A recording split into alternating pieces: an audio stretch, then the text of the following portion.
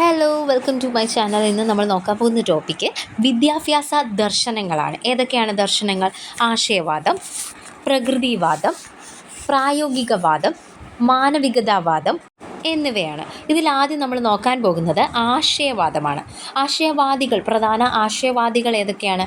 Plato, Aristotle, Froebel, Tagore, Aurobindo എന്നിവരാണ് പ്രധാന ആശയവാദികൾ.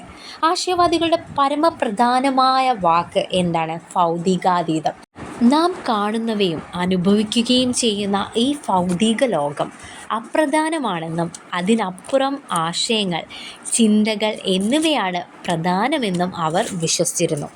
ഓരോ വ്യക്തിയുടെയും ആന്തരിക നന്മയെയും കഴിവുകളെയും സംസ്കരിച്ചെടുക്കുകയും ആത്മസാക്ഷാത്കാരത്തിന് സജ്ജരാക്കുകയുമാണ് വിദ്യാഭ്യാസം എന്ന് ആശയവാദികൾ സിദ്ധാന്തിക്കുന്നു. ആശയവാദികളുടെ വിദ്യാഭ്യാസ ലക്ഷ്യം എന്ന് പറയുന്നത് ആത്മീയമായ സാക്ഷാത്കാരവും വ്യക്തിത്വ സംസ്കരണവുമാണ്. ഭാഷ, തത്വശാസ്ത്രം, സാമൂഹിക ശാസ്ത്രം, ഗണിതം എന്നിവയ്ക്ക് പുറമെ കലകൾ, സംഗീതം, ജിംനാസ്റ്റിക്, അത്ലറ്റിക് തുടങ്ങിയ കായിക ഇനങ്ങൾ പാഠ്യപദ്ധതിയിൽ ഉൾപ്പെടുത്തണമെന്ന് ആശയവാദികൾ വാദിച്ചു. ഇനി അടുത്തത് പ്രകൃതിവാദമാണ്. ഓരോ മനുഷ്യനും മൃഗത്തിനും അതിൻ്റേതായ സ്വാഭാവിക സവിശേഷതകളുണ്ട്. സ്വാഭാവിക പ്രകൃതിയുടെ വളർച്ചയാണ് വിദ്യാഭ്യാസമെന്ന് റൂസോ ഉൾപ്പെടെയുള്ള പ്രകൃതിവാദികൾ നിരീക്ഷിക്കുന്നു. ഇവിടെ ആത്മപ്രകാശനമാണ് വിദ്യാഭ്യാസത്തിൻ്റെ ലക്ഷ്യമായി റൂസോയും മറ്റു പ്രകൃതിവാദികളും കണ്ടത്. പ്രകൃതിവാദികൾ പറയുന്നത് സ്വാഭാവികമായ വളർച്ചയ്ക്കുള്ള അവസരം സൃഷ്ടിക്കലാണ് വിദ്യാഭ്യാസം എന്ന് പറയുന്നത് എന്നാണ്. വാചികമായ ബോധനങ്ങളെ അടിമുടി എതിർത്ത റൂസോ നിരീക്ഷണം, അനുഭവങ്ങൾ എന്നിവ വഴിയിലുള്ള സ്വയം പഠനത്തെ മാത്രമേ അംഗീകരിച്ചിട്ടുള്ളൂ. ഔപചാരിക സ്കൂൾ പഠനത്തെ അവലംബിക്കുന്നതിന് പകരം പ്രകൃതിയെ പാഠപുസ്തകമാക്കാനാണ് റൂസോ ഉപദേശിച്ചിരിക്കുന്നത്. കുട്ടിയെ വിദ്യാഭ്യാസ പ്രവർത്തനങ്ങളുടെ കേന്ദ്ര ബിന്ദുവാക്കാൻ കൂടി റൂസോ നിർദ്ദേശിച്ചിരുന്നു. ഇനി അടുത്തത് പ്രായോഗികവാദികൾ. പ്രായോഗിക ജീവിതത്തിൽ ഫലപ്രദമായി ജീവിക്കാൻ ആവശ്യമായ നൈപുണികൾ ആർജിക്കലാണ് വിദ്യാഭ്യാസം എന്നാണ് പ്രായോഗികവാദികളുടെ വാദം. ജനാധിപത്യ വിദ്യാഭ്യാസത്തിന് വലിയ പ്രാധാന്യം നൽകിയ ദാർശനികനാണ് ജോൺ ഡൂയി. യഥാർത്ഥമായ അനുഭവങ്ങളിൽ നിന്ന് പഠന അവസരങ്ങൾ സൃഷ്ടിക്കാൻ ആഹ്വാനം ചെയ്ത പ്രായോഗികവാദികളാണ് പ്രൊജക്റ്റ് രീതി പഠനത്തിനായി നിർദ്ദേശിച്ചത്. അപ്പോൾ പ്രൊജക്റ്റ് രീതി നിർദ്ദേശിച്ചത് ആരാണ്? പ്രായോഗികവാദികളാണ്. നോട്ട് ചെയ്യേണ്ട ഒരു പോയിൻ്റാണ്.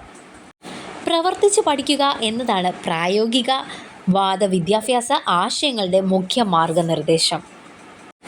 ജനാധിപത്യ വിദ്യാഭ്യാസത്തെക്കുറിച്ചുള്ള ആശയങ്ങൾ മുൻപോട്ട് വെച്ചവരാണ് പ്രായോഗികവാദികൾ. വിദ്യാഭ്യാസം ഒരു കൂട്ടായ്മയാണ്. കുട്ടികളുടെ പരസ്പര സഹകരണത്തിലൂടെയും ആശയവിനിമയത്തിലൂടെയുമാണ് പഠനം മുന്നേറേണ്ടത് എന്ന പ്രായോഗികവാദം നിർദ്ദേശിച്ചു. സ്വയം നിയന്ത്രിതമായ അച്ചടക്കത്തിൻ്റെ പക്ഷത്തായിരുന്നു പ്രായോഗികവാദികൾ. ഇനി അടുത്തത് മാനവികതാവാദമാണ്. മനുഷ്യൻ്റെ അനന്തമായ ശേഷികളിൽ വിശ്വാസമർപ്പിച്ച് ഓരോരുത്തർക്കും തൻ്റെ വിവിധങ്ങളായ ശേഷികളും അഭിരുചികളും പരമാവധി വികസിപ്പിക്കുന്നതിനും അങ്ങനെ ആത്മസാക്ഷാത്കാരം അനുഭവിക്കാനും ലക്ഷ്യം വെച്ചുള്ള പ്രവർത്തനങ്ങളാണ് മാനവികതാവാദം വിദ്യാഭ്യാസത്തിൽ വിഭാവനം ചെയ്യുന്നത്. കുട്ടികളിൽ ശരിയായ അഹംബോധവും അഭിമാനവും ഉയർത്തുകയാണ് വിദ്യാഭ്യാസത്തിൻ്റെ ലക്ഷ്യമെന്നാണ് ഇവർ പറയുന്നത്. മാനവികതാവാദികൾ വ്യക്തി സ്വാതന്ത്ര്യത്തിൻ്റെ പക്ഷത്ത് അടിയുറച്ച് നിൽക്കുന്നവരാണ്.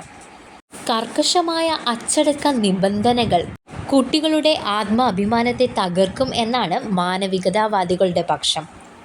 മനുഷ്യൻ്റെ കഴിവുകൾ, അഭിരുചികൾ, താൽപ്പര്യങ്ങൾ എന്നിവ പരിഗണിക്കുന്നതും അവൻ്റെ ശേഷികളുടെ സമ്പൂർണ്ണ വികാസം സാധ്യമാക്കുന്നതുമായ വിഷയങ്ങൾ പാഠ്യപദ്ധതിയിൽ ഉൾപ്പെടുത്തണമെന്ന് ഇവർ നിർദ്ദേശിച്ചു.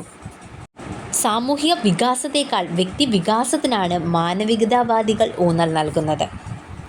സ്വയം തിരിച്ചറിയാനും വളരാനുമുള്ള അനുഭവങ്ങളാണ് ഓരോ പഠിതാവിനും ലഭിക്കേണ്ടതെന്ന് അവർ വിശ്വസിച്ചു. പൗലോ ഫ്രെയർ, അതേപോലെ അരബിന്ദോ ഘോഷ് എന്നിവരാണ് പ്രധാന മാനവികതാവാദികൾ. ഇനിയൊരു ചോദ്യം, ആധുനിക ജീവിത സങ്കീർണതകളെ നേരിടാനുള്ള പരിശീലനം നൽകലാണ് വിദ്യാഭ്യാസത്തിൻ്റെ ലക്ഷ്യം. ഇത് ഏത് വാദമാണ്? മാനവികതാവാദമാണ്. ഇത് ആരാണ് പറഞ്ഞത്? പൗലോ ഫ്രെയറാണ് പറഞ്ഞത്, മറന്നു പോകരുത്. അദ്ദേഹം പറഞ്ഞ മറ്റൊരു കാര്യം നോക്കിക്കേ, വിമർശനാവബോധം സൃഷ്ടിക്കലും അതുവഴി വിമോചനം നേടലുമാണ് വിദ്യാഭ്യാസ ലക്ഷ്യം എന്നാണ്. Thank you for watching.